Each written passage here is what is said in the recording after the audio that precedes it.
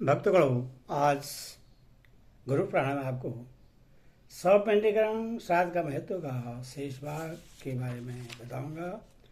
इसको आप ध्यानपूर्वक सुने और चैनल को लाइक करें, सब्सक्राइब जरूर करें। सुनिए आगे की कथा। सुनिए, श्री कृष्ण ने कहा, हे ताक्षर, तुमने मानव कल्याण के लिए बहुत अच्छी बात पूछी।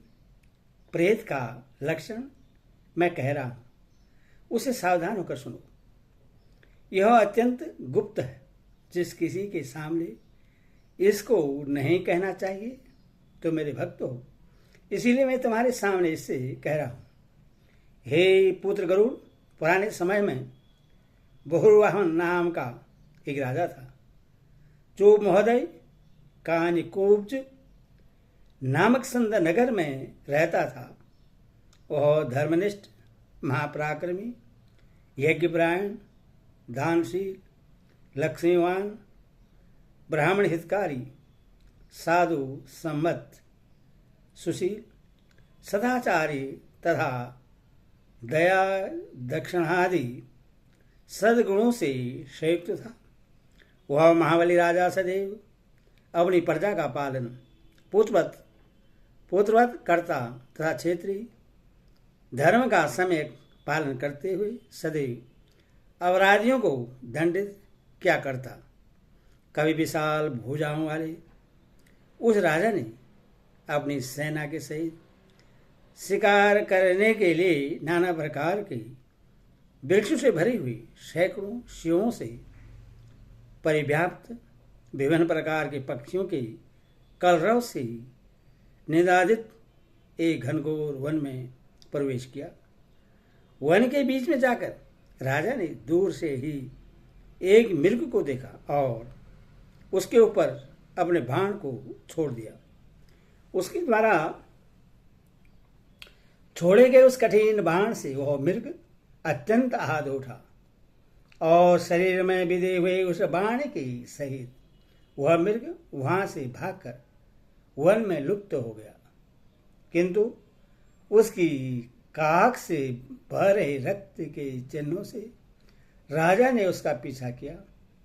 इस प्रकार उसके पीछे पीछे वह राजा दूसरे वन में जा पहुंचा।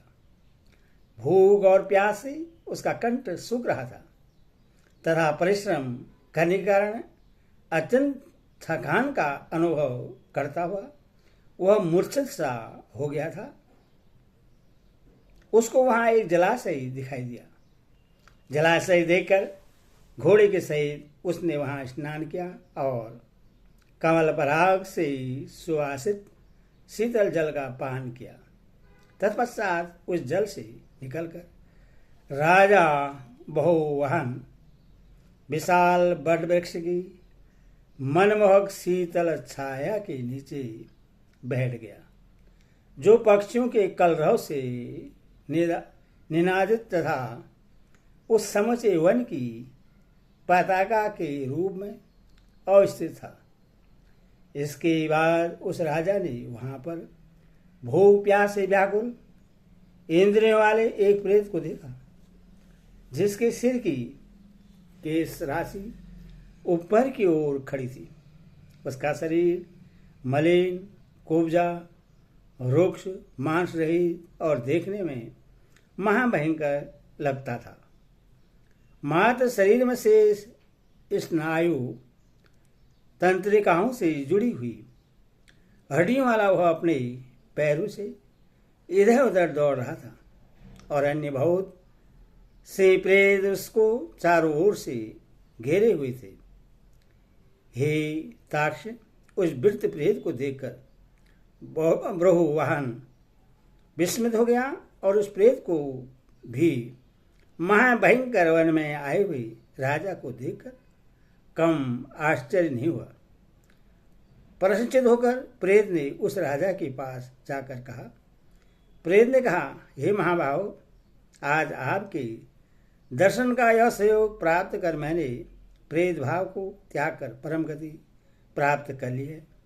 मुझसे बढ़कर धन्य कोई नहीं है। राजा ने कहा, हे प्रेत, तुम मुझे कृष्ण वर्ण वाले भयंकर प्रेत के समान दिखाई दे रहे हो। तुम्हें इस प्रकार का स्वरूप कैसे प्राप्त हुआ है, वैसा मुझे बतलाओ। राजा के ऐसा कहने पर उस प्रेत ने अपने संपूर्ण जीवन वृत्त को इस प्रकार कहा। प्रेत ने कहा, हे नृपश्रेष्ठ, मैं अपने संपूर्ण जीवन वृत्त का विवरण आपको आदि से सुना रहा हूं।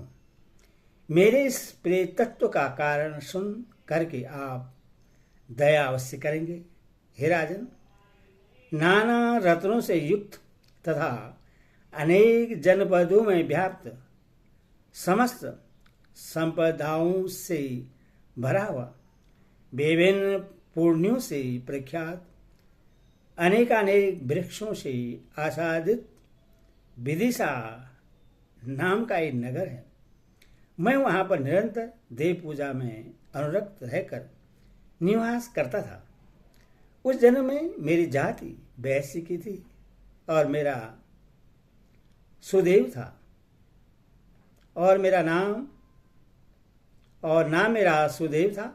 मैं उस जन्म में हव्य से देवताओं को, कव्य से पितरों को तथा नाना प्रकार के दान से ब्राह्मणों को सदैव सतृप्त किया करता था। मेरे द्वारा दीनहीन, अनाथ और वशिष्ठ जनों की अनेक प्रकार से सहायता की गई थी, किंतु दुर्भाग्यवश वह सब कुछ मेरा निष्फल हो गया। मेरे ये पुण्य जिस प्रकार से विफल हुए, मैं आपको वह सुनाता हूँ। हे तात, पूर्व जन्म में न मेरे कोई संतान हुई और न कोई ऐसा बंधु बांधव या मित्र ही रहा जो मेरी औरवदैहिक क्रिया संपन्न करता। हे निर्बोधम, उसी के कारण मुझे यह प्रेत योनि प्राप्त हुई है।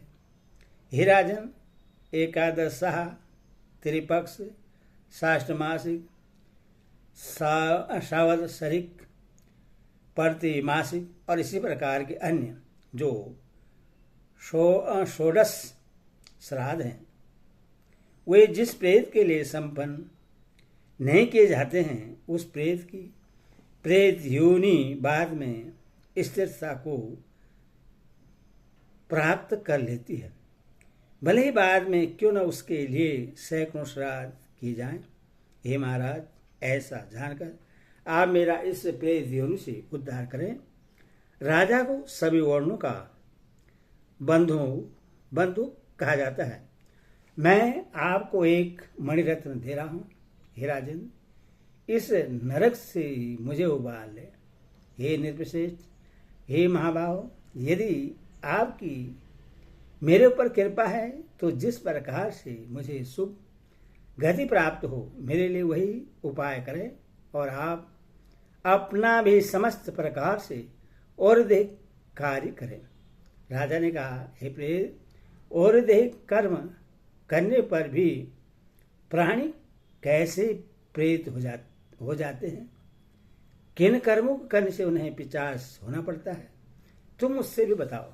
प्रेत ने कहा, हे निर्वश्रेष्ठ, जो लोग देव द्रव्य, ब्राह्मण द्रव्य और स्त्री एवं बालकों के संचित धन का अपहरण करते हैं, वे प्रेत योनि प्राप्त करते हैं, जिनके द्वारा तपस्विनी, सगोत्रा एवं अगमया स्त्री का भोग किया जाता है। जो कमल पुष्पों की चोरी करते हैं, वे महाप्रेत होते हैं। हे राजन, जो हीरा, मूंगा, सोना और वस्त्र के अभरता हैं, जो युद्ध में पीठ दिखाते हैं, जो कीर्तिघन, नास्तिक, क्रू तथा दुस्साहसी हैं, जो पंच यज्ञ नहीं करते किंतु बहुत बड़े बड़े दान देने में अनुरक्त रहते हैं, जो अपने स्वामी से बैर करते हैं, जो मित्र और ब्राह्मण द्रोही हैं, जो तीर्थ में जाकर पाप कर्म करते हैं, वे प्रेत योनि में जन्म लेते हैं। हे महाराज, इस प्रकार इन सभी प्राणियों का जन्म प्रेत योनि में होता है। राजा ने कहा, हे प्रेतराज, इस प्रेत तत्व से तुम्हें और तुम्हारे साथियों को कैसे मुक्ति प्राप्त हो सकती है? मैं किस प्रकार से अपना और विधेयक कर्म कर सकता हूं? यह कार्य किस विधान से संभव है? यह सब कुछ मुझे बतलाओ। प्रेत ने कहा, हे राजेंद्र, संक्षेप में नारायण बलि की विधि सुने। मैंने सुना है कि सर्व ग्रंथों का स्वर्ण, विष्णु का पूजन तथा सज्जनों का साथ प्रेत योनि को विनष्ट करने में समर्थ होता है। अतः मैं आपको प्रेत तत्व भाव को नष्ट करने वाली विष्णु पूजा का विधान बताऊंगा। हे राजन, दोष सुवर्ण लेकर के उससे भगवान नारायण की सभी आभूषणों से विभूषित प्रतिमा का निर्माण करवाना चाहिए। मूर्ति को 2 पीले वस्त्रों से आच्छादित करके चंदन तथा अंगूर से सुवासित करें। तदंतर नाना तीर्थों से लाए गए पवित्र जल के द्वारा सविधि स्नान कराकर तथा अधिवासित कर पूर्व में भगवान श्रीधर, दक्षिण में भगवान मधुसूदन, पश्चिम में भगवान वामन, उत्तर में भगवान गदाधर, मध्य भाग में पितामह ब्रह्मा और भगवान महेश्वर की विधिवत पूजा गंध पुष्पादि से पृथक पृथक रूप में की जाए। तत्पश्चात उस देव मंडल की प्रदक्षिणा करके अग्नि में देवताओं की संतुष्टि के लिए आहुति दें। घी, दही, दूध से विश्व देवों को तर्पित करें। उसके बाद यजमान फिर से स्नान करके विनम्रतापूर्वक एकाग्रचित से भगवान नारायण के सामने विधिवत अपनी और विधि क्रिया संपन्न करे। विनीत भाव से क्रोध एवं लोभ रहित होकर कार्य आरंभ करना चाहिए। इस अवसर पर सभी श्राद्ध और वृक्षोत्सर्ग करने चाहिए। 13 ब्राह्मणों को वस्त्र, छत्र, जूता, मुक्तमणि, जटित अंगूठी, पात्र, आसन और भोजन देकर संतुष्ट करें। उसके बाद प्रेत कल्याण के लिए अन्न और जलपूर्ण कुंभ का दान देना चाहिए। सैयादान करके घटदान भी प्रेत के उद्देश्य से करें। तदंतर नारायण नाम ही सत्य है ऐसा कहकर संपुट में स्थित भगवान नारायण की पूजा करें। ऐसा विधिवत करने पर निश्चित ही प्राणी को शुभ फल प्राप्त होता है। राजा ने कहा, है प्रेत घट कैसा होना चाहिए? उसको प्रदान करने का क्या विधान है? सभी प्राणियों पर कृपा करने के लिए तुम प्रेत के लिए मुक्तिदाता घट के विषय में मुझे बताओ। प्रेत ने कहा, महाराज, आपने बड़ा अच्छा प्रश्न किया है।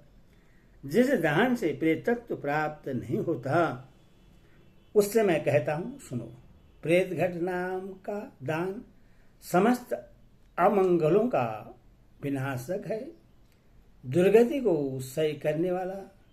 यह प्रेत घट का दान सभी लोगों में दुर्लभ है। संतप्त स्वर्णमय घट बनवाकर उसे घृत और दूध से परिपूर्ण करके लोकपालों से ब्रह्मा, शिव और केशव को भक्तिपूर्वक प्रणाम कर ब्राह्मण को दान में दें। अन्य सैकड़ों दान देने से क्या लाभ? इसके मध्य भाग में ब्रह्मा, विष्णु, महेश तथा पूर्वाधिक सभी दिशाओं में और कंठ भाग में यथाक्रम लोकपालों की विधिवत पुष्प, धूप एवं चंदन आदि से पूजा करके उससे दूध और घी से पूर्ण स्वर्णमय घट दान में देना चाहिए। यह सभी दानों से बढ़कर दान है। इस दान से सभी महापातकों का विनाश हो जाता है। प्रेतत्व की निवृत्ति के लिए श्रद्धापूर्वक यह दान अवश्य करना चाहिए।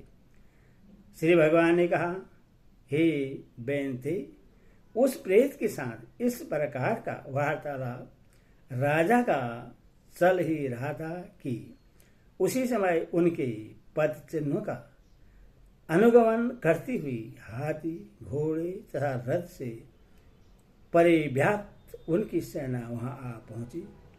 सेना के वहां आ जाने पर प्रेत ने राजा को एक महामणि देकर प्रणाम किया और अपने प्रेतत्व विमुक्ति की प्रार्थना करके अदृश्य हो गया।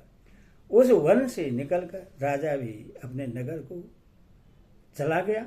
हे पक्षी, नगर में पहुंचकर राजा ने उस प्रेत के द्वारा कही गई संपूर्ण और दैहिक क्रिया को विधि विधान से संपन्न किया। उसके पुण्य से वह प्रेत बंधन मुक्त होकर स्वर्ग चला गया। हे गरुड़, पुत्र के द्वारा दिए गए श्राद्ध से पीता को सदगति प्राप्त होती है। इसमें आश्चर्य क्या है? जो मनुष्य इस पुण्यदायक इतिहास को सुनता है और जो सुनाता है, वह पापाचार से युक्त होने पर भी प्रेतत्व योनि को प्राप्त नहीं होता। ओम विष्णु ही नमः, विष्णु ही नमः, विष्णु ही नमः।